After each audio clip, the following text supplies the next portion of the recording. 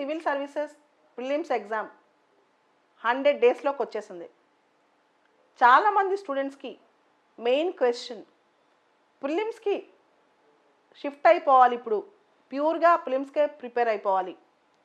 చాలామంది చెప్తుంటారు 100 రోజుల ముందు నుంచి ప్రిలిమ్స్కి సపరేట్గా చదువుకోవాలి ప్రత్యేకంగాని. అసలు ఈ ప్రిలిమ్స్కి ప్రత్యేకంగా చదవటం అంటే ఏంటి? ప్రిలిమ్స్కి ప్రత్యేకంగా చదవటం అంటే కొన్ని ఆస్పెక్ట్స్ మనం స్పెషల్గా కన్సిడర్ చేయాలి. ఇప్పుడు వరకు మనం చదివిన స్టాటిక్ పోర్షన్ ఉంది కదా, ప్రతి సబ్జెక్టు మనం ఏదైతే చదివామో అది మొత్తం రివిజన్ చేయాలి. ఇది ఫస్ట్ థింగ్. రెండో అంశం, ఖచ్చితంగా కరెంట్ అఫైర్స్ లాస్ట్ 1 ఇయర్, ఈ డేట్ నుంచి లాస్ట్ 1 ఇయర్ మొత్తం కరెంట్ అఫైర్స్ అన్ని ఆస్పెక్ట్స్లో తయారవ్వాలి. కరెంట్ అఫైర్స్లో క్వశ్చన్స్ లాస్ట్ ఇయర్ ఎన్ని వచ్చాయి, అంతకుముందు ఎన్ని వచ్చాయి, ఈ ఆలోచనలో పడకూడదు. యూపీఎస్సీ ఎవరు ప్రిడిక్ట్ చేయలేరు, ఎప్పుడైనా ఎన్నైనా రావచ్చు. ఒకటి, మనం చదివిన స్టాటిక్ మొత్తం రివిజన్ చేయాలి. రెండోది, కరెంట్ అఫైర్స్ లాస్ట్ 1 ఇయర్వి పూర్తిగా అవగాహన చేసుకోవాలి.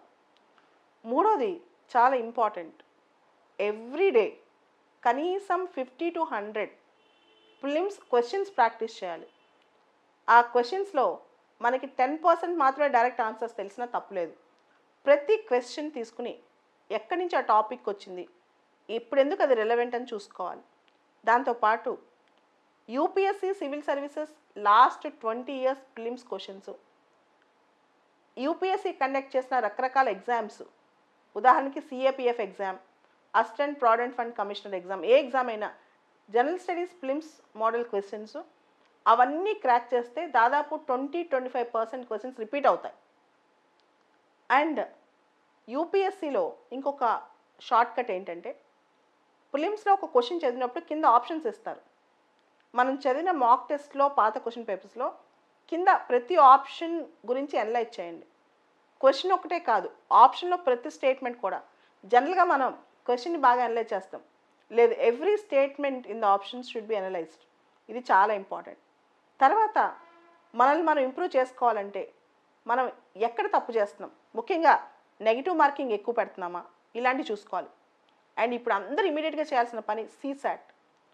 CSAT maths students, non maths students అందరూ కూడా చివరి నిమిషం దాకా ఓవర్లుక్ చేస్తారు లేదా ఇగ్నోర్ చేస్తారు. అవన్నీ పక్కన పెట్టి ఇమీడియట్గా సీసాట్ అట్లీస్ట్ 2 డేస్కి ఒక పేపర్ ప్రాక్టీస్ చేయండి.